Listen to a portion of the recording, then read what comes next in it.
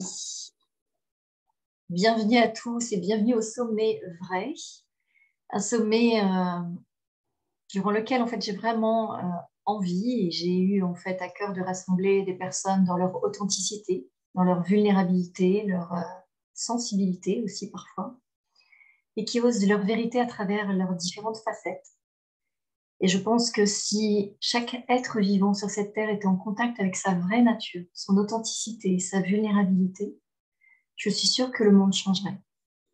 Et à travers ce sommet, c'est la possibilité à venir se rencontrer, se reconnaître et à s'aimer, je pense avant tout, car notre potentiel de puissance est dans notre vulnérable authenticité.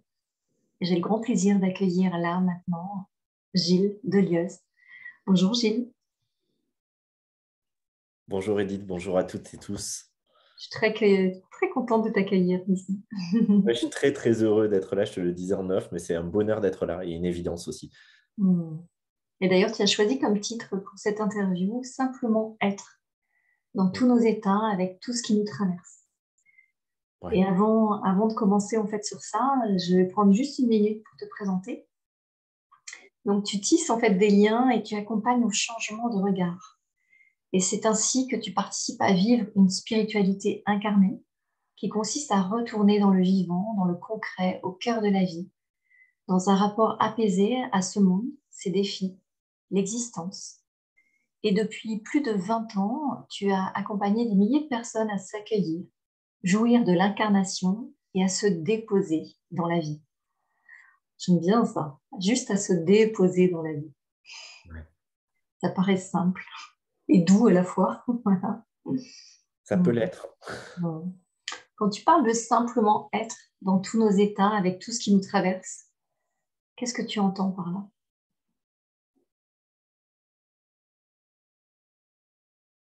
Je crois que profondément, les choses sont simples et je crois que profondément, quand on est, on sait être. On ne se pose pas la question d'abord de ce que c'est. On n'a peut-être pas le concept, mais ça ne nous empêche pas de le vivre et de le vibrer avec une intensité, une vérité.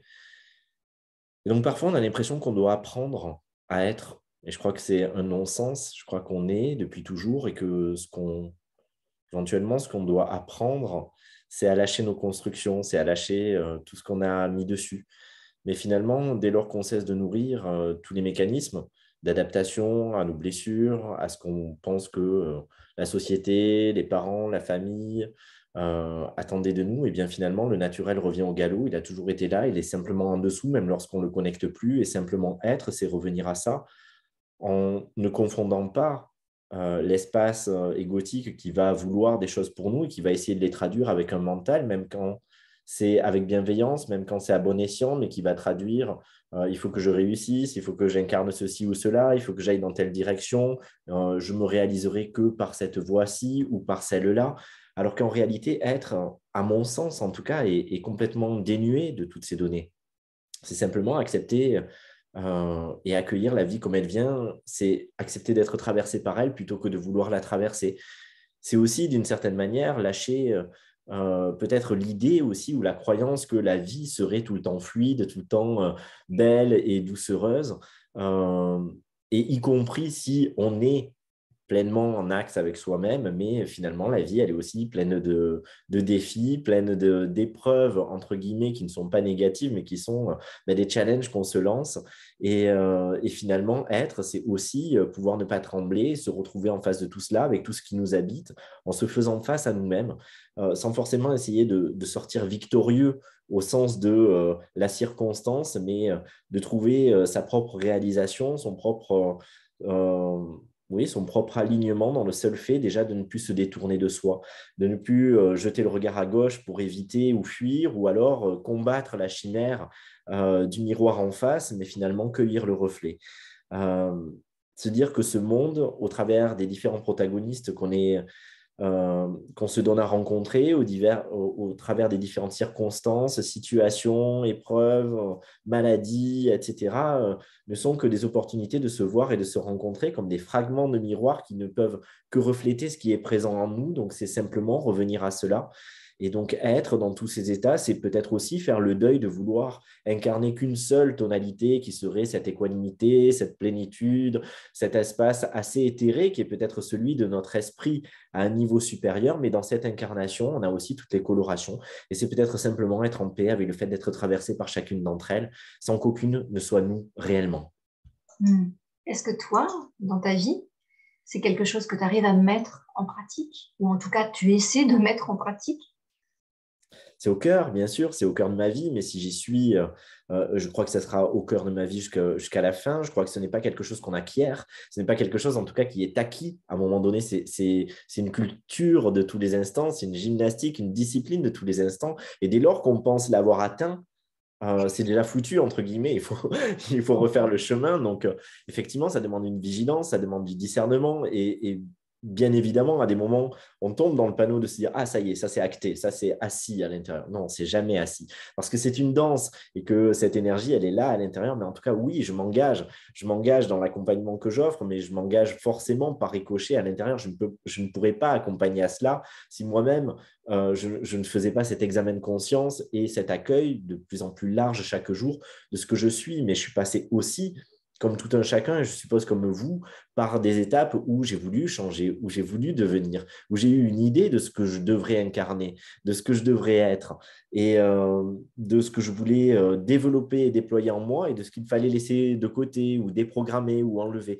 Donc j'ai eu aussi cette quête-là, jusqu'au moment où finalement, j'ai fait le choix de sortir de la quête. J'ai fait le choix de ne pas vouloir me vendre la meilleure version de moi-même, un terme très à la mode, mais finalement, de considérer que être son meilleur allié, c'est accepter ce qui est là et en faire une force parce que je l'intègre justement, parce que je me mets en paix avec, parce que je lui permets de se révéler et pas parce que je continue de poser un regard dessus qui pourrait être euh, négatif, limitant ou obsolète.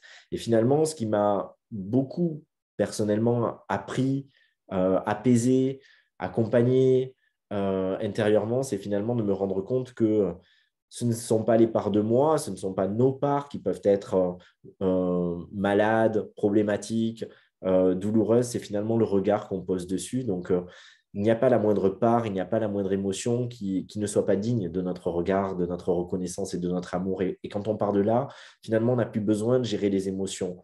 Elles sont toutes bienvenues, avec certaines qui sont confort, parfois d'autres, elles sont inconfortables, mais on n'a pas besoin d'essayer de les driver.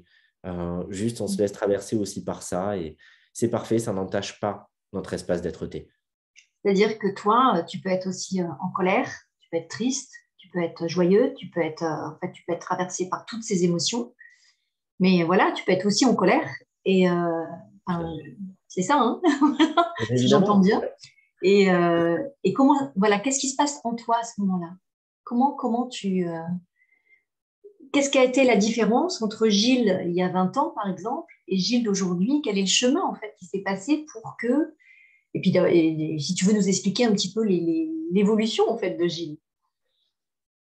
Pour moi, déjà, c'est la maladie, hein. C'est la maladie qui m'a accompagné aussi à pouvoir accueillir mes émotions. Moi, j'étais très jeune, je dois avoir 12 13 ans, Mhm. quand j'ai fait une hépatite assez importante et un début de septicémie parce que j'avais des émotions rentrées, parce que je n'acceptais pas ma colère, parce que elle n'était pas j'avais pas le droit de l'exprimer ou je ne me donnais pas le droit de l'exprimer. Donc, en fait, il fallait que je reste gentil et lisse à l'extérieur, hyper adapté, mais finalement, je n'avais pas le droit d'exprimer ce volcan, ces sentiments d'injustice, ces choses qui pouvaient venir pousser à l'intérieur. Et donc, du coup, ça a été le corps qui m'a aussi rappelé, et puis une personne qui a été mise sur ma route et qui m'a quelque part sauvé en m'expliquant maintenant, il faut que tu accueilles ce qui est là. Si tu peux arriver à ne pas le faire naître, c'est une chose. Mais si ça naît un tant soit peu, ben, il faut trouver le moyen de l'exprimer en n'étant pas forcément obligé de le renvoyer à l'autre, mais en trouvant le moyen d'y donner un espace.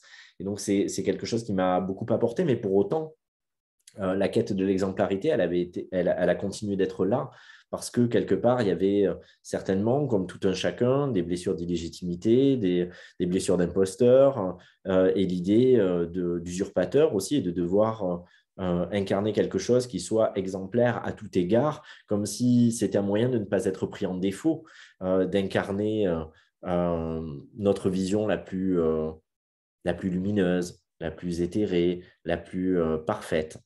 Et puis finalement, c'est ma rencontre avec les dauphins qui m'a permis vraiment de lâcher ces données-là. C'est eux qui m'ont permis à travers quelques messages phares, clés, et qui sont venus vibrer de manière tellement évidente à l'intérieur de moi que c'était naturel de lâcher finalement et d'arrêter de me contredire, d'arrêter de vouloir absolument, à coup de volonté, de tenir ces rênes et de fixer un cap en me disant c'est là que tu dois aller avec beaucoup d'aspects volontaristes, mais finalement qui ne servaient pas le plan. Et c'est ces dauphins qui m'ont permis de me rendre compte qu'on est tous parfaits tels qu'on est et que on peut longtemps rester dans les chimères de se dire que on doit atteindre cette perfection en évoluant, mais que l'idée même d'évoluer finalement nous maintient dans cette incomplétude, alors que il suffit simplement de s'abandonner à ce qu'on est, même si ça ne se présente pas sous la forme sous laquelle on l'avait projeté, comprise ou voulu, pour finalement se laisser aller à cette complétude, à cette perfection,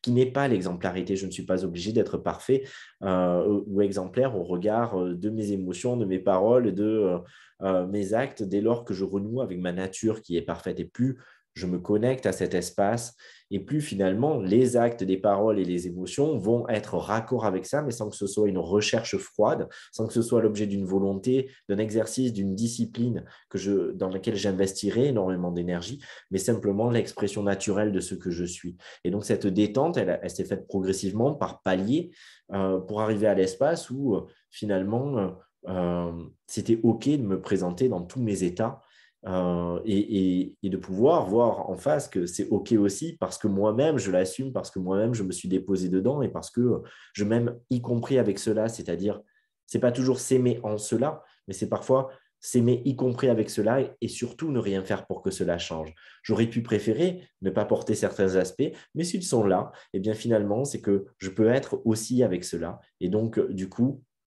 le simple fait de ne pas être dans le ping-pong et de ne pas essayer d'y trouver une issue fait sortir de cette quête et puis rend les choses finalement beaucoup plus saines, beaucoup plus paisibles, beaucoup plus douces aussi. Mm. J'ai deux questions en fait qui viennent. J'aimerais que tu nous racontes un peu ce qui s'est réellement passé avec les dauphins, mais aussi est-ce qu'il existe justement des moments dans ta vie avec certaines personnes où il y a encore ces instants où tu n'es pas en contact avec ton authenticité, ton côté entre guillemets vrai, parce que c'est difficile et parce que et dans ce cas-là, tu as peut-être un regard extérieur en disant mince, bah là, bah oui, je me suis pas autorisée quoi. Alors, on commence par quoi du coup? Vas-y, par la dernière et je reviendrai sur les dauphins après. Ok. Bien sûr, je crois que ça arrive à tout un chacun parce qu'encore une fois, c'est une question de fréquence, un peu comme les ondes cérébrales. Il y a des moments où on est connecté à un espace et puis des moments où on est connecté à un autre. Et c'est une danse. Parfois, on est branché gamma, parfois, on est branché θ ou alpha et ça va faire la différence. Donc, encore une fois, on peut avoir la capacité de se brancher à un certain niveau et y être à 80% du temps et tout à la fois avoir un delta. Et je crois que d'ailleurs, si vous trouvez une personne qui vous dit qu'elle est à 100% dans une donnée, partez en courant parce que même si elle est sincère, il y a anguille sous roche, quoi. Je crois que dès lors qu'on est dans cette matière, qu'on est incarné, ça fait partie du jeu de l'incarnation, de vibrer ses fréquences et d'accepter cette ondulation. Et si on reste de manière permanente à un endroit, ça s'appelle la mort parce que la vie ne circulerait plus si on n'était pas dans cette sinusoïde. Donc, elle fait partie du jeu, mais l'idée, c'est finalement d'intégrer que ça fait aussi partie de ce jeu et qu'on peut être authentique et vrai à chacune de ces données. C'est-à-dire, c'est peut-être aussi arrêter de considérer qu'on est authentique et vrai que quand on est dans le cœur. On peut être authentique et vrai quand on est dans notre cerveau, quand on est dans une rhétorique, mais par contre, en n'ayant pas plein de filtres, en étant pleinement soi, mais que ce soit dans le ventre, que ce soit dans le cœur ou que ce soit dans la tête. Et donc, en tout cas, moi, c'est l'axe que je prends et c'est ce à quoi je m'astreins, ce que je m'efforce d'incarner et ce qui m'apparaît important pour moi en jouant avec tous mes centres, mais en n'ayant pas de posture en revanche. En étant sincère, que ce soit dans ma colère, dans ma revendication, dans mon indignation, comme dans ma joie, dans mon empathie, dans ma bienveillance, dans l'amour que je peux ressentir, euh, et de ne pas tricher, de ne pas mentir dans aucun, et du coup de ne rien taire non plus. Euh, Donc, je suis en colère, je suis en colère. Et aujourd'hui, je suis vraiment en paix avec le fait de pouvoir l'être et je suis aussi en paix avec les vertus que la colère peut avoir quand elle est en axe, canalisée, alignée. Je pense à Chinata qui a magnifiquement écrit sur les aspects de la sainte colère comparée à la colère qui peut être destructrice. Euh, mais je crois que voilà, je vois tout comme des cordes d'une harpe qu'on serait, comme des tonalités. Et finalement, être complet, c'est peut-être accepter de tout vibrer et dans notre caisse de résonance et de ne rien retenir à la fois, de ne pas juger la note prise isolément en se disant oh, un fa, ça sonne pas bien comparé à un sol ou à un do. Mais finalement, considérer que c'est ces tonalités, les unes après les autres, qui vont former justement une symphonie et que c'est là que ça prend toute sa valeur. C'est parce que j'ai goûté à la peine que je vais peut-être jouir de la joie encore différemment l'instant d'après et contacter la gratitude. Donc, c'est vraiment pouvoir me déposer dans ces espaces et accepter de ne pas avoir d'idée sur ce que ça donnera, mais ne plus douter de la justesse. C'est sûr. Et justement, quel est ton chemin et ton parcours avec les dauphins et qu'est-ce que ça t'a permis de contacter avec les dauphins? Parce que j'ai l'impression, avec ce que tu disais tout à l'heure, voilà, que ça te permettait de contacter une partie de toi qui était enfuie, enfin qui était déjà là, mais qui l'a révélée. Ouais, vraiment, moi, je dis les dauphins ont sauvé ma vie, vraiment. J'ai l'impression qu'avec eux, euh, oui, j'ai vraiment pris corps, je suis né avec les dauphins. Ça paraît un peu dingue de dire ça, et j'en suis ému, mais parce que les dauphins m'ont révélé à moi-même, littéralement, et j'étais pourtant quelqu'un d'enthousiaste, de positif, d'optimiste, de joyeux, mais c'était rien comparé à ce que j'ai ressenti avec eux, et il n'y a pas eu une recherche volontaire, justement, et c'est certainement aussi pour ça que je me suis laissé cueillir. Ça a été un message télépathique qui est venu et qui a tourné en boucle comme un disque rayé dans ma tête pendant 6 mois tous les jours. Jusqu'à ce que j'aille à leur rencontre à l'autre bout du monde, en Nouvelle-Calédonie. Et c'était en 2007. Est-ce que tu veux expliquer ce qui s'est passé? Hein, quand tu dis Ouais. ça tournait en boucle chez toi pendant 6 mois, c'est-à-dire, En tu fait, avais j'avais envie. vraiment un message au mot près qui disait il faut que tu ailles nager avec les dauphins, ils ont un message à te délivrer, il faut que tu ailles nager avec les dauphins, ils ont un message à te délivrer, et en gros, qui m'attendait là-bas, en Nouvelle-Calédonie. Et très rapidement, j'ai répondu à cet appel parce que j'ai pris mes billets. Donc, je me suis dit, bon, c'est OK, je pars dans 8 mois, à la bonne période, pour voir les dauphins et les baleines, c'est cool, voilà. Mais ça Tu avais n'arrêtait quel âge? pas. Je devais avoir 25 ans, ouais, quelque chose comme ça. Ok. Et donc, j'étais déjà thérapeute, j'avais déjà des connexions, et je m'étais formé à plein de choses. Mais pour autant, euh, je crois que je tenais beaucoup à coup de volonté et beaucoup de choses. J'étais beaucoup plus dans le contrôle, en fait. Et, euh, et je voulais aussi beaucoup de choses. Et tout ça, c'était forcément basé sur des choses qui n'étaient pas accessibles pour moi à cet instant, qui était aussi mon propre marasme intérieur, alors que j'étais tout le temps bien, mais quand j'y repense, a posteriori, c'était vraiment louche d'être tout le temps bien. et, euh, et je ne m'autorisais pas finalement à pouvoir être dans la vulnérabilité, à pouvoir être dans la faiblesse. J'étais celui qui tenait bon pour tout le monde, j'étais le pilier, mais je ne pouvais pas, moi, me laisser aller. Et donc, tout était serré. Et, euh, et je suis allé à leur rencontre, et en fait, ils m'ont joué un beau tour parce que dans un premier temps, je ne les ai pas rencontrés physiquement et je ne les ai pas rencontrés dans l'eau. Je les ai rencontrés sous une autre forme que la forme du dauphin incarné, et dans la forêt tropicale au travers d'une méditation et d'une quête de vision que j'ai vécue là-bas et qui s'est imposée à moi au creux d'un banyan. Et, euh, et puis on m'a un peu sorti je ne sais pas combien de temps je suis resté, des minutes, des heures, aucune idée, aucune notion du temps. J'ai été complètement happé par ça, une sorte d'initiation qui s'est vécue. Et, euh, et donc, on m'a un peu pressé parce que la nuit tombait vite, qu'on avait encore 2 heures de randonnée pour redescendre à la voiture. Et moi, encore un peu entre deux, je serais resté là encore longtemps, je pense. J'ai voulu reprendre la randonnée. Et en fait, l'arbre m'a rattrapé. J'ai chuté au bout du deuxième pas sur les racines de cet arbre et je me suis brisé le bras. Donc, j'ai une grosse fracture avec déplacement du radius gauche. et qui, je ne fais pas un dessin, mais bon, voilà, il était comme ça. Et donc, à ce moment-là, ça a été un peu MacGyver. On met une branche, on fait la branche est ton bras et on marche 1h45 dans la forêt tropicale parce que la nuit va tomber. Et pendant tout ce temps-là, il y a à la fois ces deux plans qui se superposent, à la fois le plan de qu'est-ce qui m'arrive, j'ai mal, j'ai peur, je suis dans un environnement que je ne connais pas, j'ai débarqué il y a 48 heures et voilà. Et qu'est-ce qui se passe? Et à la fois un espace de lâcher-prise total, de paix intérieure qui m'envahit et puis l'expérience qui commence. En ayant et au fur et à mesure que je marchais, la sensation que ce bras devenait un cristal et que quelque chose était en train de s'encoder là. Alors, ça peut paraître très ésotérique de dire ça, mais finalement, donc j'ai été ensuite hospitalisé, opéré, etc. Et puis j'ai continué mon voyage sur l'île. Et à partir de là, ce lien ne m'a plus quitté. Et pendant 2 ans, euh, il y a eu comme une maturation qui s'est faite à l'intérieur de moi. Et puis, 2 ans jour pour jour après cet accident ou cette initiation, tout dépend comment on la regarde, j'ai été réveillé en pleine nuit par cette présence des dauphins qui m'a intimé de me lever, d'écrire. Et en 48 heures, j'ai tombé un livre, un jeu de cartes, des élixirs, un enseignement. Et j'ai parcouru l'Europe, les dom-toms pour être finalement un ambassadeur moi aussi de leur énergie en acceptant de faire ce lien-là. Parce que profondément, elle m'a transformé, comme je vous le disais, elle m'a révélé dans les premiers messages, je peux en citer deux, trois, les premiers messages qui ont coulé à travers moi. Euh, Ça a été un écho direct, c'est-à-dire que ce n'était pas simplement des mots avec lesquels j'allais être d'accord ou pas.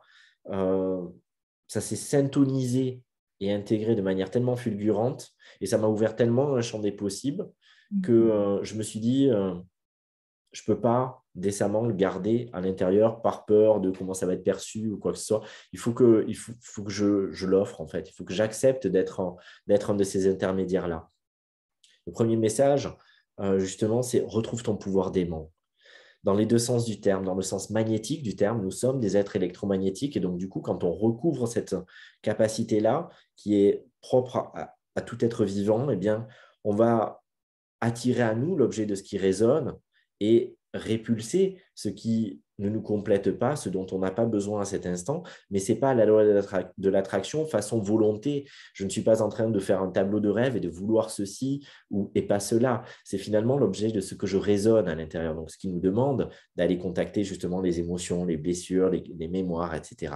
Mais de retrouver ce pouvoir d'aimant magnétique et de retrouver, bien sûr, cette capacité d'amour qui est bien au-delà de nos concepts d'amour humain, quelque chose d'infiniment plus vaste et qui n'est peut-être même pas un sentiment, qui n'est peut-être même pas à destination d'une personne ou de soi-même, mais qui est plutôt un état de conscience, là aussi, où on vibre à l'unisson et où on communie avec toute forme de vie, chez qui on peut déceler le meilleur, même si on ne fait pas l'économie du pire, et des distorsions qui peuvent être là, mais en nourrissant la vision de lumière de chacun.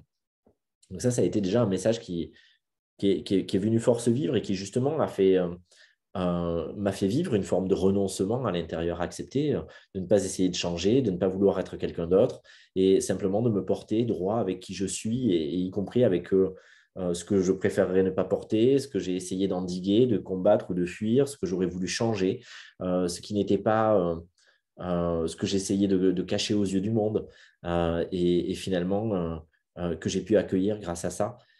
Le deuxième message, ça a été tu es parfait du seul fait d'être en vie, tu es parfait, légitime du seul fait d'être en vie et tu n'as rien à faire pour toucher une forme d'éveil.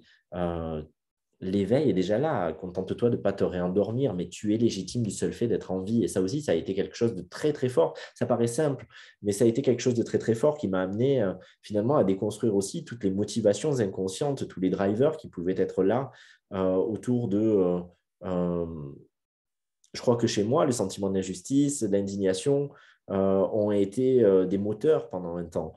Il fallait que je veuille restaurer des choses pour me mettre en émulation et en chemin.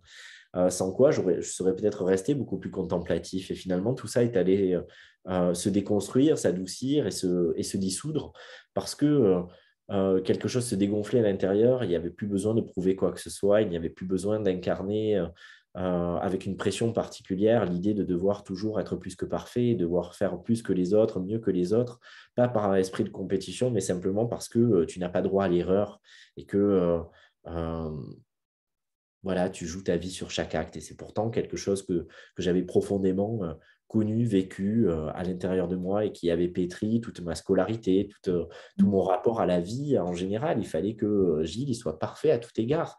Et donc, Gilles, il ne se lâchait jamais la grappe. Il n'avait pas le droit, de toute façon. Enfin, et il ne se laissait pas le droit. Et ce message de, de la légitimité du seul fait d'être en vie sans avoir rien à faire de spécial pour cela, et même si on faisait une erreur que ça ne pouvait pas nous être enlevé, finalement, a été vraiment un baume au cœur qui m'a fait sortir de cette course infernale, finalement, dans laquelle je m'épuisais aussi, même s'il y avait des stimuli. Dans lequel tu devais être parfait, quoi, finalement. Ouais, plus que parfait, c'est ça. C'est le driver soit parfait. C'est un bon terrain arsenicum album en homéopathie. Et ouais, c'est quelque chose dans lequel je pouvais trouver de la satisfaction et de la joie, mais à la fois qui était toxique aussi pour moi dans ma construction égotique finalement. Et les dauphins m'ont permis instantanément de prendre cette distance-là et finalement de m'embrasser. Et ça, c'est... Sylvie dit c'est fatigant de ne pas avoir droit à l'erreur. Et Georges, foutons-nous la paix. Ouais, c'est ça. Mais je vous rejoins, Sylvie et Georges, c'est tellement ça. C'est finalement... En fait, il y a que nous qui ne nous lâchons pas la grappe et il n'y a que nous qui voulons incarner quelque chose. Les autres, ils n'ont pas de projet sur nous en réalité. Mais parfois, on a besoin de faire un sacré bout de chemin sur cette terre pour se rendre compte de ça et que dès lors qu'on l'assume, dès lors qu'on est en paix avec soi, dès lors qu'on est en paix avec le fait, avec nos marges de progression, nos irrégularités, notre consistance comme notre inconsistance, notre grandeur comme notre petitesse, et de ne rien faire pour que cela change, si ce n'est ne pas se détourner de ça, continuer de regarder avec une forme de discernement, de vigilance, d'authenticité, de rectitude ces données, sans vouloir être quelqu'un d'autre, sans se prétendre quelqu'un d'autre, ben, ça passe toujours parce que les autres, finalement, ils sont sensibles, je crois, non pas à ce qu'on leur donne, non pas à ce qu'on leur dit, euh, mais à notre vibration, à ce qu'on est, et est-ce que c'est en axe, est-ce que c'est aligné, est-ce que c'est assumé ou pas, tout simplement. Et quand tu Et parles de vibration, en fait, et ce que tu décris avec les dauphins, c'est que j'ai l'impression, l'enseignement que tu as reçu, ou c'est bien au-delà des mots, de ce qui passait dans ta tête, c'est que là, ça s'intégrait vraiment dans ton être, et que c'était cette vibration, en fait, que tu recevais. tout à fait. Finalement, les dauphins, ils se présentent non pas comme des animaux, mais comme des fréquences dont je parlais tout à l'heure d'ondes cérébrales. Mm. Euh, cette énergie que j'ai contactée, qui se constitue de 14 fréquences, 14 paliers, on va dire, vibratoires, sont comme ces ondes cérébrales, mais qu'on va pouvoir mettre en multidimension et chacune correspond à certaines vertus. Et finalement, quand on se réaccorde comme une portée musicale à différentes octaves dans la voix, je parlais des notes de musique tout à l'heure, mais finalement, un do, il y en a une multitude en fonction de l'octave auquel c'est, des infrasons aux ultrasons et au-delà qu'on n'a pas forcément nommé.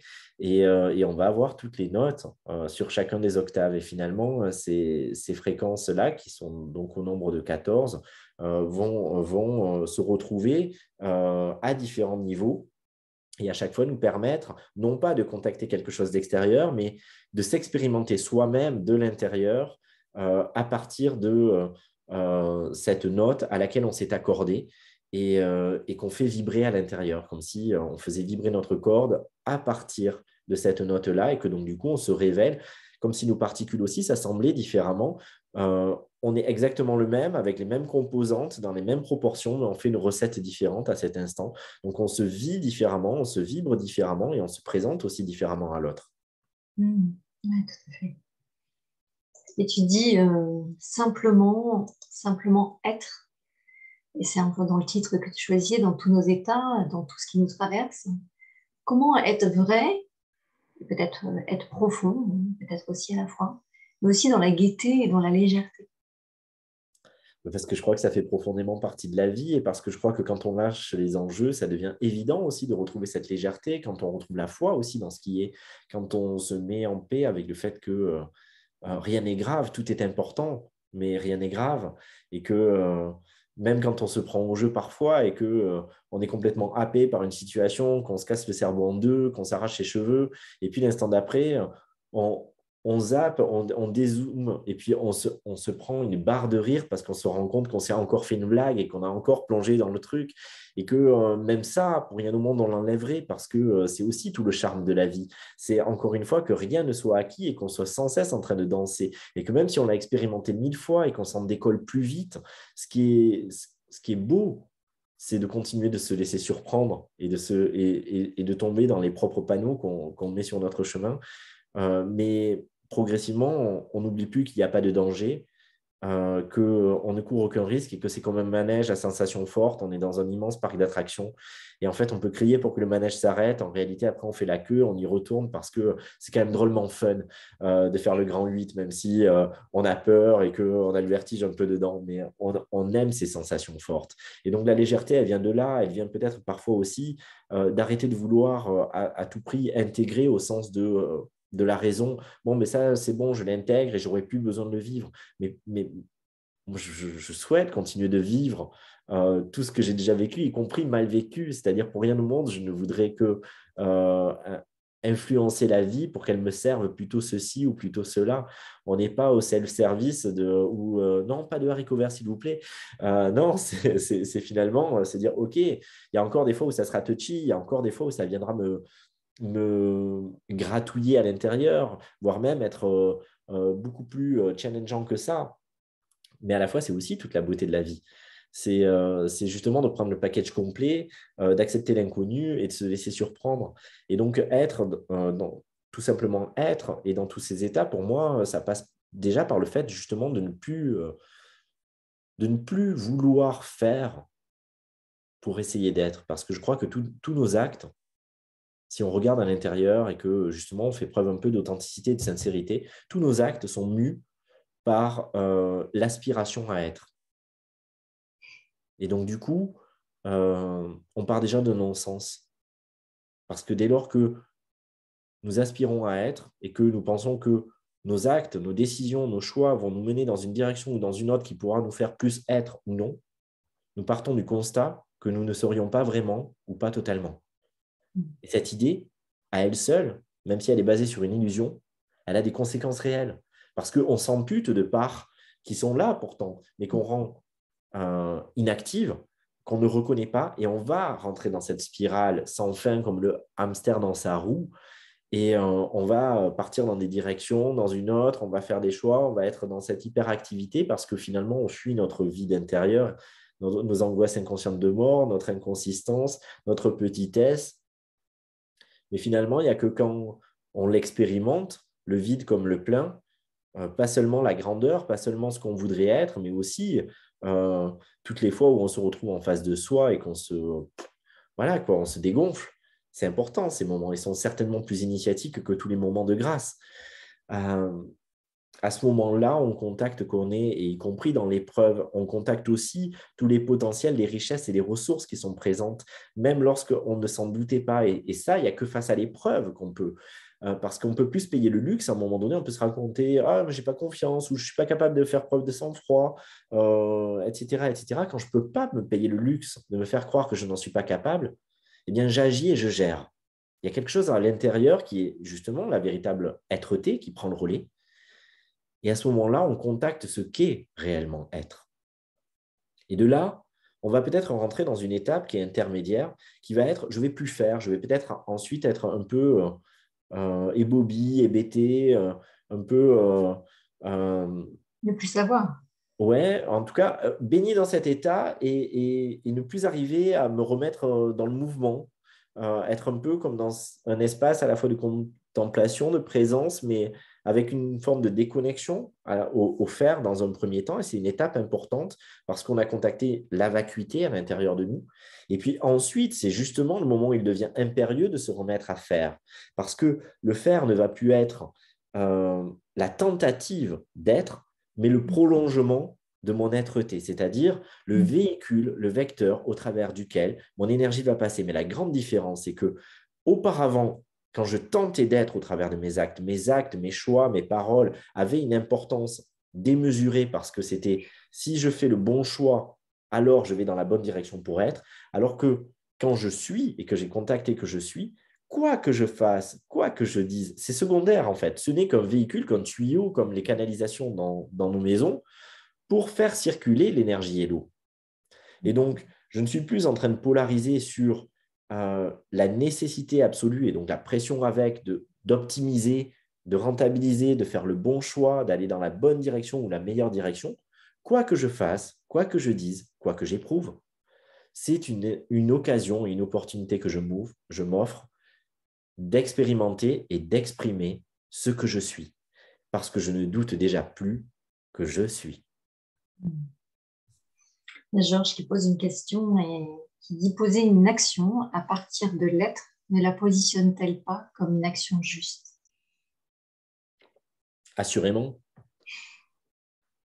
il n'y a même pas de débat sur ça. Effectivement, je crois que dès lors qu'on est dans l'être, tout est justesse, mais tout est justesse de toute façon, y compris lorsqu'on n'a pas l'impression d'être dans l'être. Mais par contre, il peut y avoir des conflits intérieurs, alors que quand on est dans l'être, toutes les parts de nous, de manière congruente, vont dans la même direction. Et donc, du coup, c'est là que rien n'accroche et que nous-mêmes, nous sommes complètement traversés sans rien retenir. C'est là qu'on gagne du temps, mais c'est là aussi que c'est plus paisible parce que voilà, c'est un élan et un élan qu'on ne retient pas. Alors qu'à l'inverse, même s'il y a cette part de justesse, il va y avoir des parts qui fonctionnent de manière autonome dès lors qu'on n'est pas dans l'être-té et le cerveau qui va avoir une voix et qui va nous dire ceci, et puis le ventre qui va nous dire cela, et puis le cœur qui nous dit ça, et puis la part de construction qui nous dit ça, etc. Les différents petits personnages. Quand on est dans l'être, il continue d'exister tous ces personnages. Mais en fait, ils sont synchronisés et ils arrivent à parler tous d'une seule et même voix. Donc, il y a quelque chose comme un représentant d'un État, mais pas comme on les connaît aujourd'hui. On est en semaine d'élection présidentielle, on voit bien qu'on n'a pas un consensus. Mais finalement, dans l'idée, quand il y a un représentant, c'est qu'il correspond à toutes les personnes et qu'il va être en capacité d'embrasser la voix de tous et l'intérêt de tous. Et quand ces parts de nous convergent dans la même direction et se synchronisent vibratoirement, eh bien, il y a une part qui jaillit et qui va pouvoir parler au nom de toutes et toutes se sentent représentées, toutes se sentent prises en compte. Et donc, toutes abondent dans ce sens et deviennent participatives à ce processus. Oui, j'ai envie de dire tout à l'heure quand je t'entendais, je dis on est quand même assez champion, on quitte voilà, certaines phases. C'est comme si à chaque fois on quittait des phases pour rebondir après sur d'autres phases. Et on arrive à se recoller en fait de nouvelles choses, et notamment dans la spiritualité, où justement il faut être parfait, il faut être ci, il faut être ça, où on ne se fiche pas la paix, hein, encore une fois. Et il faut être voilà, un être profond, un être spirituel, etc. Comment être vrai et se réjouir des petites choses de la vie quotidienne? Quels sont les conseils que tu pourrais nous donner? Moi, je crois que c'est vraiment déjà retourner au corps. On est beaucoup dans notre tête, on veut beaucoup, et puis on a des stratégies, mais en fait, qui sont tellement pas généreuses, quoi. Je suis désolé de dire ça et je me l'applique, hein. Mais finalement, on voudrait que la vie nous rapporte des choses. On voudrait que on parle que la vie soit utile, mais c'est même pas que la vie soit utile. On veut que la vie nous soit utile. On veut que la vie, elle nous fasse des cadeaux. Mais de quel droit la vie nous ferait des cadeaux? Et est-ce que c'est son rôle à elle de nous faire des cadeaux? Et on est dans la tête et en fait, on essaie d'avoir un peu comme un commercial qui se dit, bon, je vais faire la ristourne, mais finalement, derrière, je sais de toute façon que même si la personne a l'impression d'avoir fait une bonne affaire, je l'ai entubé, quoi. Et en fait, on fonctionne un peu comme ça avec la vie, quelque part, parce que on pense que, y compris quand on est soi-disant dans une démarche spirituelle, on pense que avoir une vie réalisée, c'est finalement avoir obtenu ce qu'on voulait de la vie, quoi. L'amoureuse ou l'amoureux qui nous convient, le métier qui nous épanouit, la maison comme ceci ou comme cela, les vacances au soleil ou à la montagne, la bonne santé et que sais-je encore, les amis qui vont bien, la famille qui va bien. Mais la vie, c'est pas ça. Et c'est finalement revenir au corps, revenir au mouvement, revenir aux saisons et voir que Je sais pas, moi, je vis dans une région, par exemple, qui est parfois pas supportée au niveau climatique par les personnes qui ne vivent pas ici. Je vis dans le sud de la France, dans l'Aude, en Occitanie. Et moi, j'adore cette région, mais qui est très particulière, c'est vrai, parce qu'on a beaucoup de vent façon tempête. On a des sécheresses et des canicules. Et puis, on a des orages qui sont dévastateurs et où il va y avoir des grandes inondations, etc. Mais ce temps et bien avant un dérèglement climatique, hein, ça a toujours été comme ça, un temps très entier. Je le connais depuis 43 ans. Euh, Ce temps, il me touche parce que finalement, il est sans concession, parce qu'il n'essaie pas de nous brosser dans le sens du poil. Il n'est pas là pour dire, oh tiens, je vais te faire une petite pluie ou tiens, un doux soleil qui va être agréable. Mais non, il est là, il est entier dans tout ce qu'il est, dans tous ses états. Et finalement, la nature est comme ça. Et il y a aussi cette résilience folle que nous portons à l'intérieur de nous et que bien souvent, nous ignorons ou que nous boudons. Et finalement, revenir à cette observation aussi de la nature nous ramène au fait d'accepter tout ça. Mais je pourrais faire ce lien aussi avec les dauphins qui un jour m'ont dit mais Gilles, tu as cette vision de l'éveil et de l'être-té qui serait de monter les différentes marches de l'escalier pour arriver en haut de la montagne, planter le drapeau et dire ça y est, j'y suis. Et toujours avec cette idée des portées musicales, il me proposait vraiment la vision de si tu enlèves la moindre des marches, la première, la cinquième, la onzième, la 31e, qui ont toutes d'ailleurs les mêmes cotes, la même longueur, la même largeur, la même hauteur, et surtout la même valeur, eh bien l'escalier s'effondre.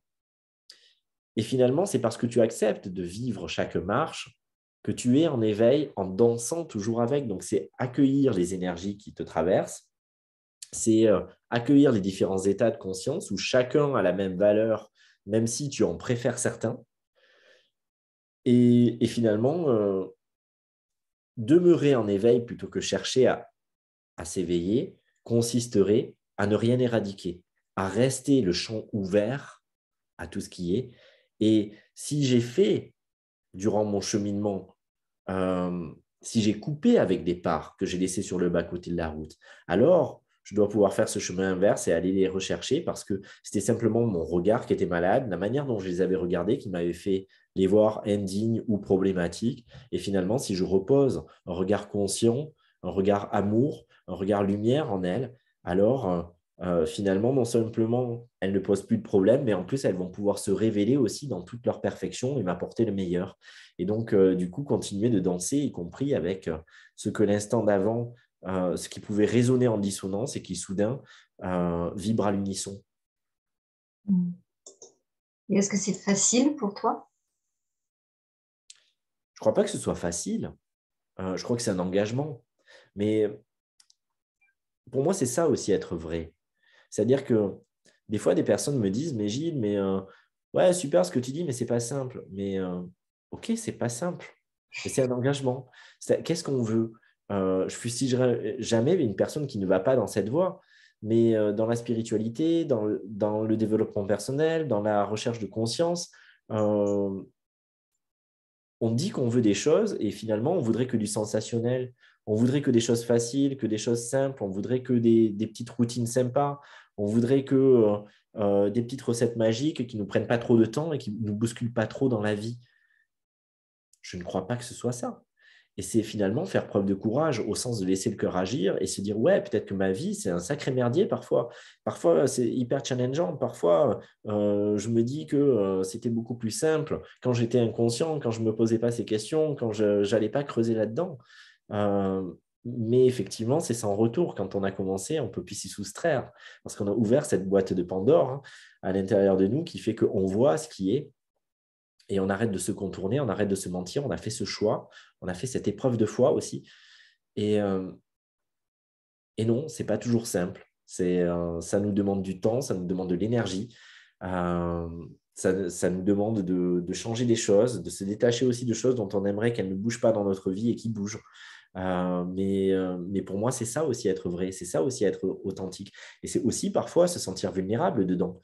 Quand des choses se décristallisent, quand des choses se dissolvent et qu'on n'avait pas prévu ça ou qu'une part de nous n'est pas prête à les lâcher et accueillir, de ne pas accueillir parfois, accueillir qu'on n'en est pas tout à fait là où on voudrait en être Et là aussi, ne pas se mentir, là aussi, être vrai, là aussi, à être authentique en se disant, ben, tu vois, tu croyais que c'était fluide, que c'était OK pour toi. Et là, la vie te permet d'expérimenter que ce n'est pas tout à fait le cas. Ce n'est pas un échec, ce n'est pas une condamnation de qui tu es, c'est simplement l'opportunité de te mettre encore un peu plus en conformité, soit en faisant le pas, soit en acceptant de ne pas encore y être. Et juste ça est déjà profondément libérateur.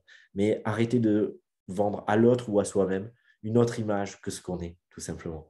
Et pouvoir rentrer dans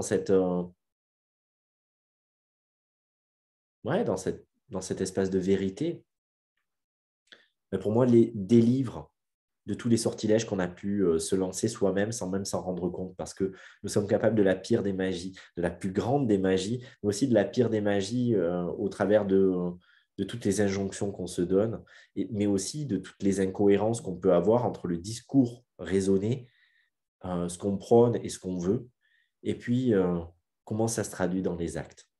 Oui, la réalité, oui. Oui, tout à fait. Oui. Je ne sais pas pourquoi, tout à l'heure justement, j'avais envie que tu nous parles de ce que tu pensais de la tristesse et de la joie. Je ne sais pas pourquoi ça venait. Alors moi, Est-ce que toi, tu le j'adore. sais? Voilà. Alors déjà, moi, je pense qu'on peut vivre plein d'émotions concomitamment. C'est pas parce que je suis triste que je peux pas être en joie. Les deux peuvent se vivre ouais, simultanément à l'intérieur, mais je crois même qu'on peut être, en tout cas moi, ça m'arrive plein de fois, parce que déjà, je suis joyeux, mais je suis aussi quelqu'un de très mélancolique, de très nostalgique. J'adore la mélancolie, en fait. J'écoute beaucoup de musique mélancolique, je lis beaucoup de poèmes mélancoliques. C'est quelque chose c'est une émotion qui me touche, qui me plaît, vraiment, autant que la joie. Et, euh, et quand je l'éprouve, je suis aussi en joie d'éprouver cette tristesse ou cette mélancolie, parce que c'est comme si mon être à l'intérieur se disait waouh, euh, cette tonalité, tu n'y viens pas souvent, mais quand tu y vas, il est bon aussi de te baigner dedans et de la laisser se baigner en toi. Parce qu'elle est plus insécure, je crois, parce que je n'ai pas l'impression de courir un risque, j'ai pas l'impression que je vais m'y empêtrer, j'ai certainement plus peur non plus de m'y empêtrer, alors que dans la première partie de ma vie, je pouvais me débattre pour ne pas y rester. Il fallait de suite trouver une solution pour plus y être, parce que j'avais peur d'être happé complètement dedans et un peu comme des sables mouvants et de ne pas pouvoir ensuite remonter. Mais maintenant, finalement, que j'ai fait ami-ami avec elle, avec ma tristesse, avec mon désarroi, avec mon non-sens parfois.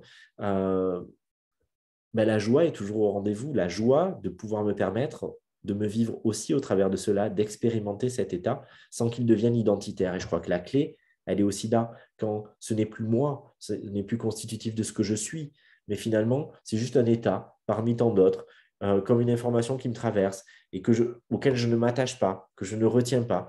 Mais je peux prendre plaisir à ce qui me traverse parce que je sais que ce n'est qu'une traversée. Et donc, du coup, profiter de cet état parce que je ne suis pas déjà en train de me dire qu'il faudrait que je fasse quelque chose pour que ça change, vu qu'il est déjà plus là. Et si je m'attache à lui, ne serait-ce que pour le libérer, en réalité, c'est là que je le retiens et que je proroge l'expérience.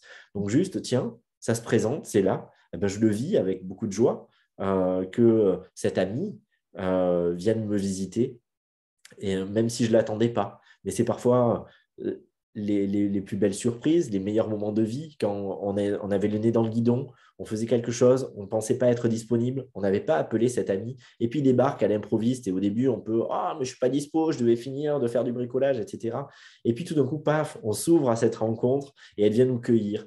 Ben, pour moi, la tristesse, elle est aussi de cela, de ces amis qui sont parfois méconnus, de ces amis qui ne sont pas les plus clinquants, de ces amis qui ne sont pas les plus appelés, mais ces amis qui sont les plus fidèles, ceux qui traversent certainement toute une vie et qui nous invitent aussi à ne pas être nous-mêmes que les plus reluisants, que les plus lumineux, que les plus drôles, que les plus animaux sociaux.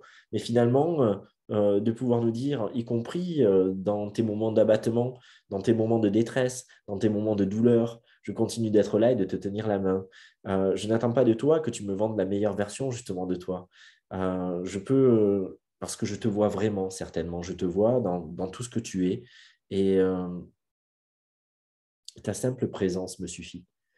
Et, euh, et, et donc, du coup, j'ai infiniment d'amour pour la tristesse et j'ai infiniment de joie à chaque fois qu'elle se présente parce que parce que je sais qu'elle me donne l'opportunité de m'embrasser encore un peu plus entièrement. Mm. Et puis, elle laisse aussi la possibilité à ce que ta joie soit plus intense parce que tu vas connecter en fait cette tristesse. Est-ce que cette joie ne serait pas aussi intense si on ne connaissait pas la tristesse?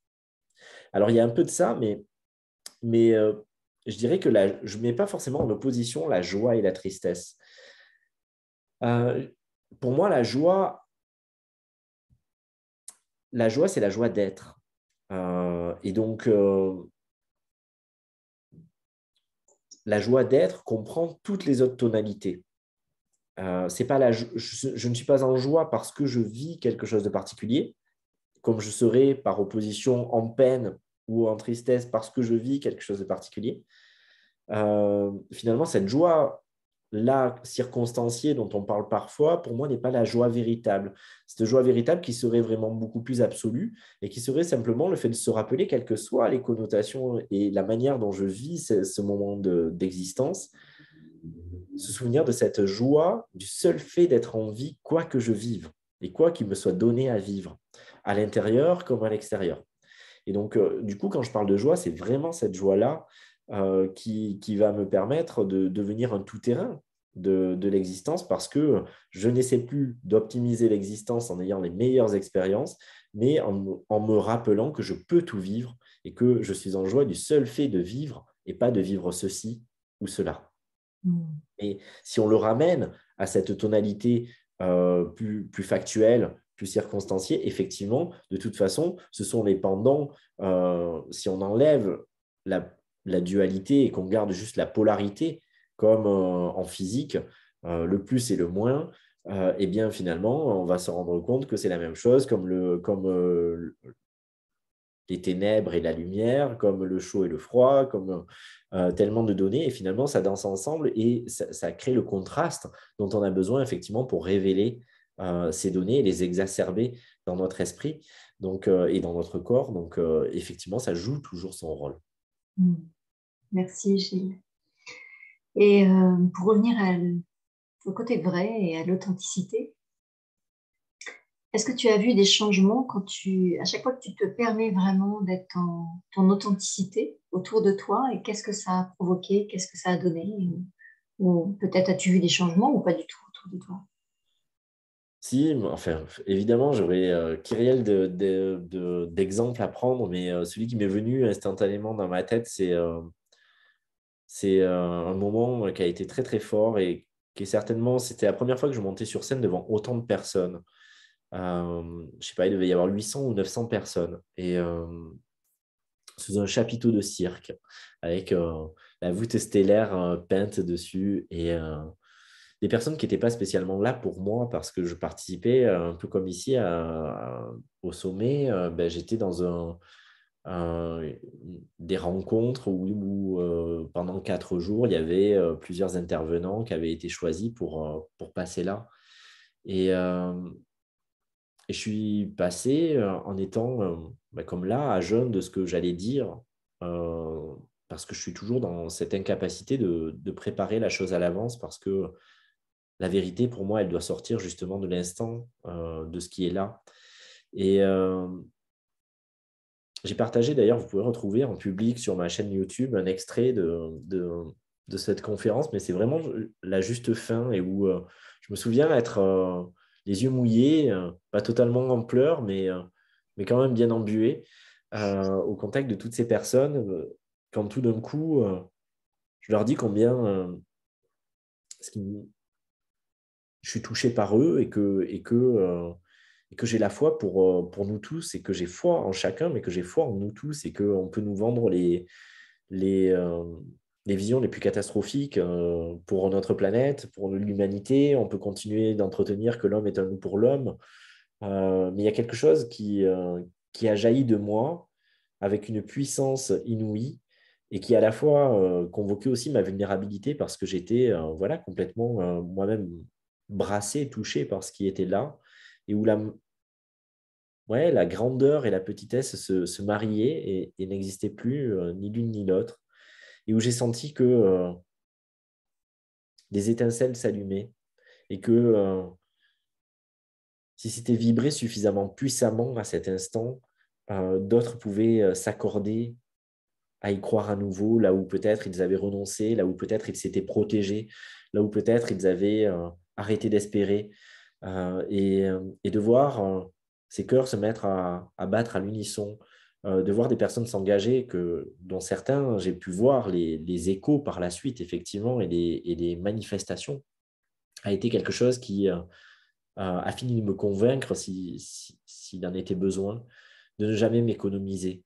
Et je pense que, du coup, je l'ai expérimenté X fois depuis, mais je ne fais jamais l'économie, y compris dans ma vie quotidienne, y compris quand je suis speed, etc., de souligner le bon, de souligner ce que j'apprécie chez un serveur, chez un hôte de caisse ou une hôtesse de caisse, chez le commerçant du coin, chez une personne qui m'a accueilli.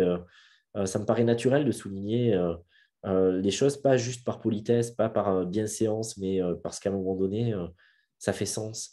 Et, euh, et aussi, de ne pas épargner le pire, mais avec la même bienveillance, avec le même investissement, avec le même amour, et de sentir que la personne ne le voit pas comme quelque chose qui la fustigerait, mais comme la confiance que je pose en elle et qui fait que elle a aussi, d'une certaine manière, une exigence, cette confiance et cette foi. Et qui pousse à se révéler, à aller plus loin, à être à la hauteur de ça, parce que justement, on nous voit. Et c'est vrai que c'est certainement l'une des exigences que j'ai la plus forte envers moi-même et envers les autres. Du coup, c'est cet espace de vérité. Moi, je dis souvent, je résonne, ça me vibre ou ça ne me vibre pas.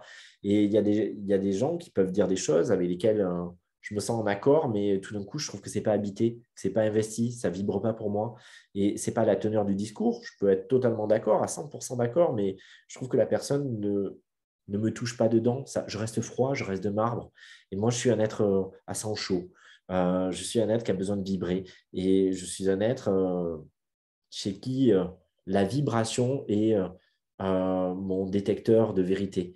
Et donc, du coup, je ne demande pas à une personne euh, de me, de me vendre du rêve. Je demande simplement à la personne d'être là avec ce qu'elle est. Et dès lors qu'elle laisse tomber le maximum de voiles et de masques pour se présenter à moi, ben, j'attends rien de plus d'elle et je peux être en fit. Et de la même manière, oui, je m'efforce de me montrer aussi dans tous mes états et de m'offrir en vérité. Pas que dans la part la plus reluisante, pas que dans la part lumineuse, mais aussi dans mes doutes, aussi dans mes questionnements. Et je crois que c'est important parce que je vois beaucoup de personnes qui voudraient vendre qu'une image lumineuse, mais je crois aussi que parmi tous les accompagnants qui font un super boulot, il faut qu'on puisse s'identifier aux personnes. Si on ne voit pas leur part d'humanité, si on ne voit pas leur fêlure, si on ne voit pas leur douleur, si on se cache à ce qui nous a amenés là, parce que la spiritualité, on y va quand même, je pense, par souffrance à la base. On peut avoir une passion autour de ça, ça peut nous enthousiasmer, mais on n'arrive jamais là par hasard. On y va parce qu'à un moment donné, il y a quelque chose qui est à résoudre, il y a quelque chose qui nous fait mal. Parfois, on se détourne de l'humain. Parfois, on va trouver le refuge dans la nature, avec des animaux, avec des plantes, avec des pierres. Mais finalement, on a une blessure à notre propre humanité. On peut se rendre compte qu'on a du mal avec l'incarnation, avec plein de choses. Et finalement, il faut rencontrer des frères et des sœurs qui osent dire aussi leurs douleurs, leurs souffrances passées, mais aussi parfois présentes, ce qui ne les empêche pas d'être inspirants, ce qui ne les empêche pas de mobiliser des ressources. Mais soudain, parce que je ne les vois pas que dans la part idéalisée, alors je peux me dire que moi aussi, je peux faire ce pas. Si l'autre ne me vend que la part euh, grandiose et avec le vernis qui va avec, alors on va le glorifier, mais ça ne nous permet pas d'avancer d'un iota. Donc, cette vérité, je crois qu'on se la doit, mais on la doit à l'autre aussi, comme le fer de lance de cette foi qu'on peut avoir dans le fait que l'autre, chacun, séparément, ensemble, on avance dans une direction et qu'on soit à la hauteur des défis qu'on s'est fixés. Et je crois à ça. J'aimerais vous partager encore un moment qui a été phare. Pour moi, un jour, je rentrais d'un stage en Belgique et j'avais un changement à la gare de Lyon, à Paris.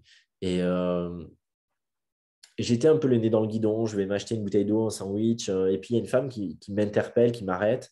Et cette femme, elle était, voilà, je savais qu'elle allait me demander de l'argent, et à la fois, elle n'avait pas du tout le profil lambda, quoi. Et je sentais qu'elle était très gênée, donc en fait, qu'elle n'était pas coutumière du fait, et elle était habillée en tailleur, elle était fondue dans la masse, on aurait dit une personne qui sortait du bureau, et voilà. Et c'était certainement le cas d'ailleurs.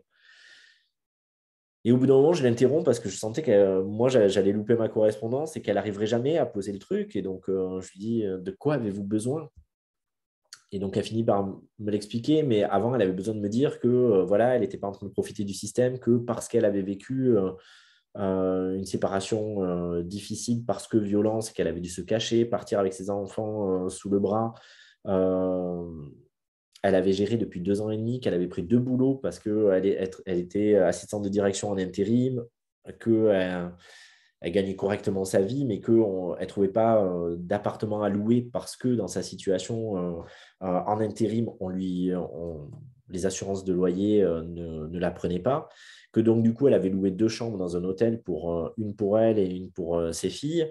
Et que, du coup, pour payer la chambre d'hôtel qui revient beaucoup plus cher qu'un appartement, elle avait pris un deuxième boulot et que donc elle était arrivée à gérer pendant 2 ans et demi. Elle avait vidé ses économies pour compenser, et puis que là, elle arrive au bout du rouleau parce qu'il n'y a plus d'argent, parce que ce soir, elle ne sait pas ce qu'elle va leur faire à manger, mais aussi et surtout au bout du rouleau, bien au-delà de l'argent, parce qu'elle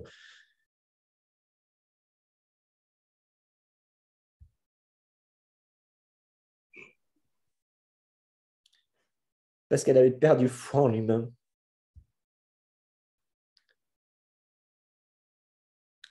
Et je me suis dit,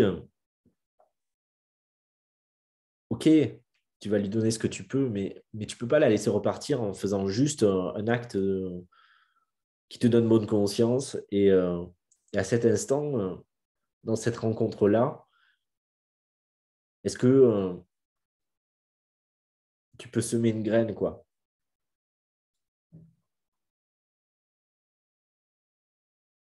Et j'y ai simplement demandé si je pouvais la prendre dans les bras.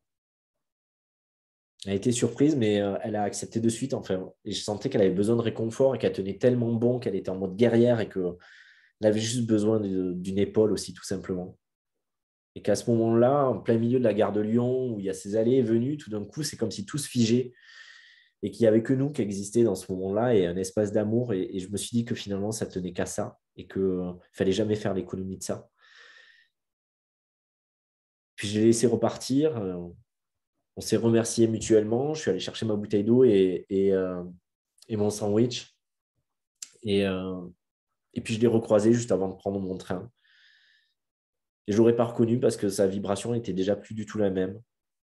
Et elle m'a regardé droit dans les yeux et elle m'a dit, c'est à mon tour de vous prendre dans les bras. Et elle m'a transmis un amour dingue. J'en ai pleuré pendant 20 minutes. J'ai pris mon train. Je pleurais comme un gamin. Vous le voyez, je suis encore très, très ému alors que ça s'est passé il y a au moins 8 ans. Et ça a fini de me convaincre. Si, je ne sais même pas si j'en avais besoin, mais en tout cas, à chaque fois qu'une part de moi se serait dit, t'as pas le temps, ou c'est bon, tu as déjà assez donné dans ton travail, dans ceci, dans cela, à chaque fois, cette personne à qui peut-être j'ai redonné foi, un temps soit peu, en l'humain, a redonné foi aussi à une part en moi. Et je crois qu'on peut tous être ces humains-là, et pour moi, être vrai, ne pas s'économiser, c'est aussi ça. Finalement, on peut être les magiciens qui s'ignorent. Parfois, on voudrait être des magiciens avec plein de talents, plein de dons, plein de potentialités qui font frétiller notre ego spirituel. Mais finalement, être humain, être là et ne pas faire l'économie de tendre une main et d'être vraiment présent à l'autre, ça peut faire des miracles. Mais c'est pas clinquant.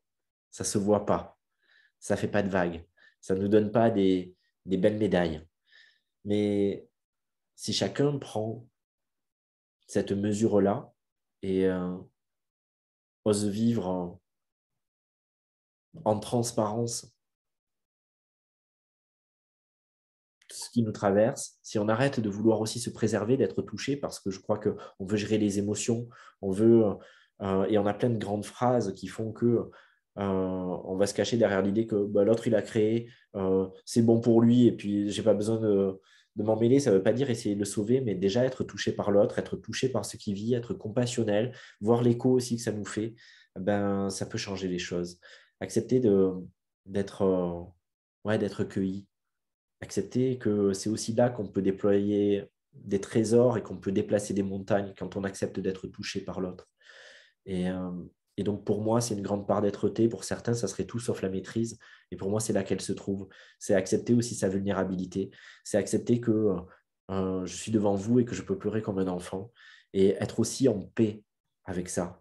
Et penser que c'est certainement, à cet instant, la plus belle chose que j'avais à partager avec vous, au-delà de tous les mots. C'était aussi de pouvoir me foutre à poil et de dire, ben voilà, au-delà même de l'histoire, les larmes peuvent couler, l'émotion peut être là et ne rien faire pour que cela change parce que elle n'est pas un problème. Elle est peut-être le plus beau cadeau qu'on a à partager ensemble.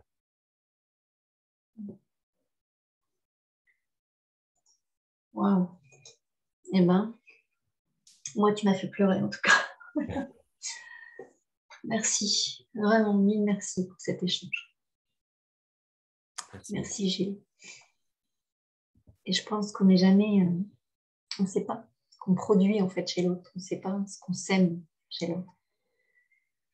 Donc, merci pour nous rappeler ça. Ouais, et je crois qu'effectivement, il faut se détacher du résultat. Mais par contre, il ne faut pas faire l'économie de l'obligation de moyens. C'est-à-dire, même si on ne sait pas ce que ça va donner, il y a des gens qu'on croise, hein, c'est un regard, c'est un sourire, c'est un mot. Et on n'est pas dans leur vie, et on n'y repense pas, et on ne se pose pas la question de savoir ce que ça sera. Mais si finalement, on donne le meilleur de soi, on se donne, c'est pas le meilleur de soi dans qu'est-ce que j'évalue comme étant le meilleur en moi, mais c'est finalement, je suis pleinement présent à l'autre, dans ce qui est, dans ce qui se vit en moi. Je crois que c'est ça qui fait la différence. Et bien souvent, en fait, on est dans des mécanismes de pensée qui font qu'on est plus absent que présent et où on n'est pas tout à fait présent à soi et on n'est pas tout à fait présent à l'autre. Et c'est ça aussi qui crée de la distorsion, c'est ça aussi qui crée de la distance, c'est ça qui morcelle. Et je dis souvent que c'est pas très gentil pour le monde spirituel, mais je suis pas là pour être gentil. Je crois qu'il y a des gens qui sont profondément plus humains dans la vie lambda, qui ne se posent pas la question de savoir s'ils ont des dons, s'ils parlent à des esprits de la nature ou à des entités, et par contre qui s'occupent de leurs voisins, qui vont apporter des fruits ou des légumes de leur jardin, qui sont beaucoup plus qui se posent moins de questions sur eux, qui ne se posent pas la question de savoir si à la 4e génération, il y a quelqu'un qui a merdé dans l'arbre généalogique, ou s'ils ont des mémoires karmiques à nettoyer, mais qui finalement savent donner un coup de main quand il y a besoin, savent aussi dire non, hein, qui se portent et s'affirment. Mais voilà, qui sont peut-être plus ouverts sur les autres, sur le monde, sur la vie, qui sont plus généreux quelque part et plus entiers, plus vrais, parce que peut-être ils n'ont rien à vendre d'une idée ou d'une image d'eux-mêmes. Et moi, c'est mes maîtres. C'est-à-dire, c'est le papy d'en face qui venait me parler et qui venait chercher des soins et que je m'occupe de lui, mais qui en même temps m'apprenait tellement sur la vie. Alors que voilà, il savait peut-être pas lire ni écrire, qu'il avait travaillé la terre toute sa vie, mais que sa richesse, elle était justement dans ça, dans ces personnes que je peux croiser et qui finalement ne se réclament de rien. Et je crois que finalement, si on revient un peu aussi à ça, qu'on arrête avec les étiquettes et notamment celles qui pourraient nous attirer de la gloire ou des lauriers, alors là, on entre aussi un peu plus en vérité parce qu'on ne se demande plus comment l'autre nous perçoit ou comment on aimerait que l'autre nous perçoive. Mais finalement, on entre vraiment dans l'espace du partage. Tout à fait. Et qu'est-ce que je partage ça, hein, parce que c'est souvent, enfin, ce que tu dis là, je l'ai avec des personnes qui sont absolument pas dites, entre guillemets, hein, spirituelles, mais qui sont tellement voilà, dans l'aide et l'entraide d'autres et qui ont une dimension mais tellement plus grande que certains.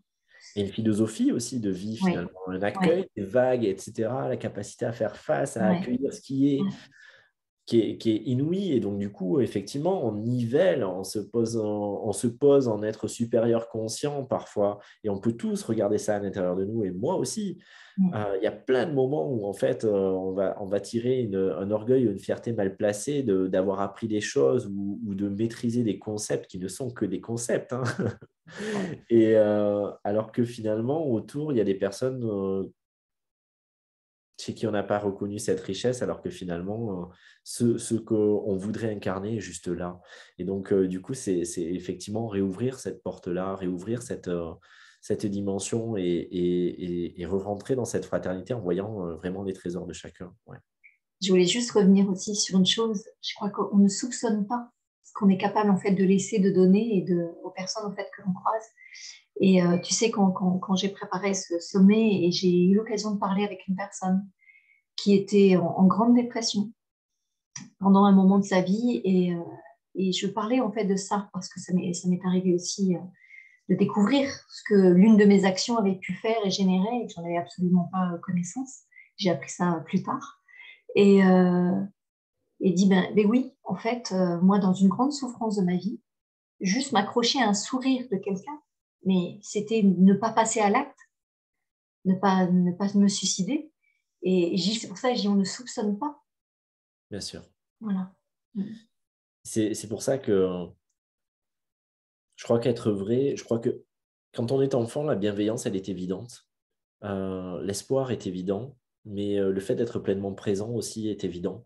C'est notre nature et c'est après qu'on se donne des raisons de ne pas y aller, etc. Et finalement, revenir à être vrai, c'est aussi pas faire l'économie, même si moi je me dis toujours, et c'est ce qui me fait me lever le matin, c'est ce qui me fait continuer d'être autant investi, c'est je me dis, je ne sais pas si ça changera les choses, mais je ne peux pas faire comme si je ne savais pas. Et donc, du coup, je ne peux pas m'économiser au cas où ça n'aurait pas l'effet escompté. Donc, c'est le mouvement inverse. C'est finalement peut-être que ça prendra, peut-être que ça ne prendra pas, mais ça ne prendra surtout jamais si toi-même, tu n'y investis pas de toi, si tu ne donnes pas ce qui est là, si tu ne te donnes pas entièrement. Donc, après, ça fera ce que ça doit faire. Et je m'en remets et je l'en remets. Et je pourrais accueillir toutes les positions. Mais ce que je ne pourrais pas accueillir, c'est de ne pas m'être pleinement donné, de ne pas m'être pleinement investi corps et âme. Et un enfant, c'est ça. Et l'instant d'après, il est déjà sur autre chose. Et il zappe très vite. C'est ce sketch de Foresti, il est sur la glace, puis l'instant d'après, c'est ah, une pomme! Et il est reparti sur autre chose. Et à l'instant présent, et rien ne s'accroche, mais il est pleinement rivé sur ça. Et c'est retrouver aussi à la fois cette candeur, cette pureté, mais aussi cette détermination. Parce que nous, on est beaucoup plus volatile au final. On est beaucoup plus dilué aussi. Alors que l'enfant, il a cette intensité.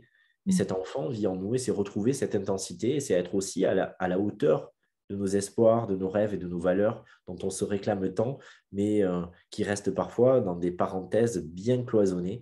Et le reste du temps, on reprend une vie inconsciente et où on a des attentes, mais on ne se pose pas la question de ce qu'on donne de nous.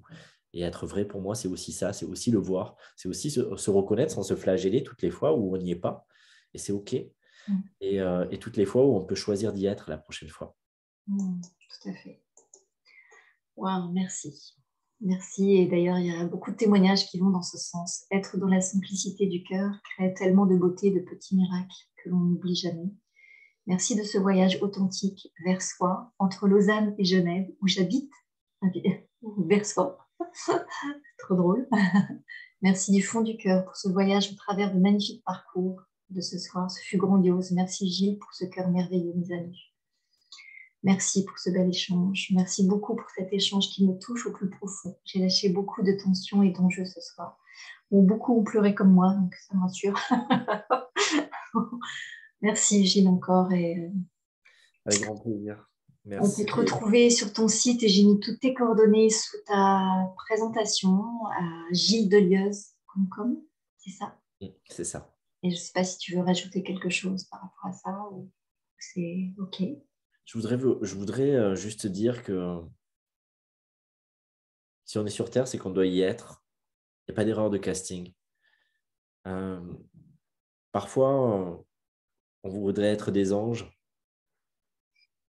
Parfois, on porte au nu des dieux ou des divinités ou des fréquences subtiles. Mais dès lors que ça maintient une distance avec cette incarnation, c'est peut-être pas le bon chemin, quoi. Peut-être que finalement, une spiritualité vraie est celle qui nous permet de se mettre aussi en paix avec le fait d'être là, avec le fait de faire cette expérience humaine et avec le fait de... J'entends parfois encore, ah ouais, non, mais moi je suis pas d'ici. Mais je vous rassure, personne n'est d'ici. Mais c'est pas parce que on n'est pas d'ici que on peut pas se vivre bien ici. Et ça veut pas dire qu'on n'a pas quelque chose à y faire. Et ça veut pas dire qu'on peut pas trouver des moyens, justement, et des raisons de se serrer les coudes, de se choisir les uns les autres et de décider d'embrasser ce projet commun qui est ce projet Terre. Euh, on trouvera toujours des moyens et des raisons de se diviser. On trouvera toujours aussi des raisons de ne pas faire confiance. Euh, mais il y a quelque chose qui peut précéder tout ça. C'est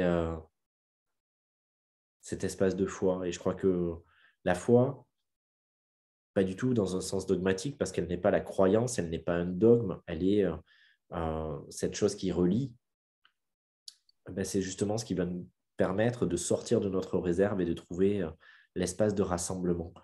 Et le nouveau monde, la nouvelle humanité, pour moi, ne peut venir que de cela et pas de capacité extrasensorielle, pas du transhumanisme ou pas d'une évolution autre que cette générosité qui passe par s'offrir dans tout ce qu'on est, y compris ce qu'on préférerait ne pas porter. Donc, j'ai envie de vous dire, soyez fiers de ce que vous êtes, soyez en place, soyez droit dans vos bottes avec ce que vous pensez être vos défauts, ce que vous pensez être vos failles et ce que vous pensez être vos qualités et vos vertus. Osez vous montrer, osez sortir du placard. Je crois que la spiritualité incarnée, c'est avant tout un coming out. C'est je, finalement, voilà ce que je suis. Et c'est OK. Mais un peu comme ce slogan de McDo, venez comme vous êtes. Mais c'est ça, finalement, on n'attendait personne d'autre que vous. Donc, arrêtez de vouloir ressembler à quelqu'un d'autre, arrêtez de vouloir suivre les normes, arrêtez de vouloir vous conformer à ce que la sous-société spirituelle vous dit qu'elle attend de vous. Arrêtez de courir après une nouvelle vague d'ascension qui lui ferait de vous un nouveau héros. Mais contentez-vous d'être humain. Et ça sera déjà beaucoup. Soyez vous, avec votre marasme, avec vos crises de colère, avec votre désespoir, avec votre côté écervelé et avec votre générosité, votre bienveillance, votre capacité à faire rire et offrez-vous, offrez-vous, vraiment. La vie, elle est tellement courte et on est peut-être là que pour ça, déjà pour lui permettre de couler à l'intérieur de nous. Et on est peut-être réalisé du seul fait d'être en vie et de la laisser se vivre, elle, à l'intérieur de nous. Mais elle ne vaut surtout que dès lors qu'on arrête de mettre de la distance, de construire des murs, mais plutôt de révéler des ponts. Et alors ça peut paraître une grande phrase, mais finalement, dans ce moment, je crois que avec toutes les circonstances qu'on a connues, le Covid, les guerres, euh, plus que jamais, on est en train de créer les circonstances pour ne plus se payer le luxe de la séparation. On a besoin que ça crie suffisamment fort à l'intérieur de nous pour que ça prenne le pas sur nos réticences. Et donc, ce qui peut faire en sorte que les circonstances ne s'exacerbent pas dans la difficulté ou la douleur, c'est que on fasse ce choix sciemment, chacun solennellement, entièrement à l'intérieur de soi, euh, de retourner dans le collectif avec tout ce qu'on est, sans rien laisser de côté sur la réserve, un peu comme sur un compte épargne où on garderait des choses au cas où, mais non, de livrer tout ce qu'on est et de cesser de se cacher aussi à soi-même. Parfois, on se dit qu'on donnera quand on se sera complètement trouvé, mais en fait, c'est le mouvement inverse. On se trouve en s'offrant. Et parfois, on se dit aussi qu'on le fera quand on arrêtera de souffrir. Mais finalement, le U s'enlèvera tout seul pour ne garder que le souffrir dès lors qu'on aura fait l'acte. Donc, c'est oser y aller, même si on ne sait pas ce que ça donnera, même si on ne sait pas ce qu'on a à donner, même si on ne sait pas quel écho ça aura, mais ne plus en faire l'économie, juste d'être soi. Et je vous remercie. Merci Gilles, et merci à tous. Je vous embrasse tous, merci. Et puis, si vous souhaitez laisser des commentaires sur la vidéo, vous êtes les bienvenus. Je vous salue, je vous dis au revoir à tous. Merci infiniment Gilles. Merci.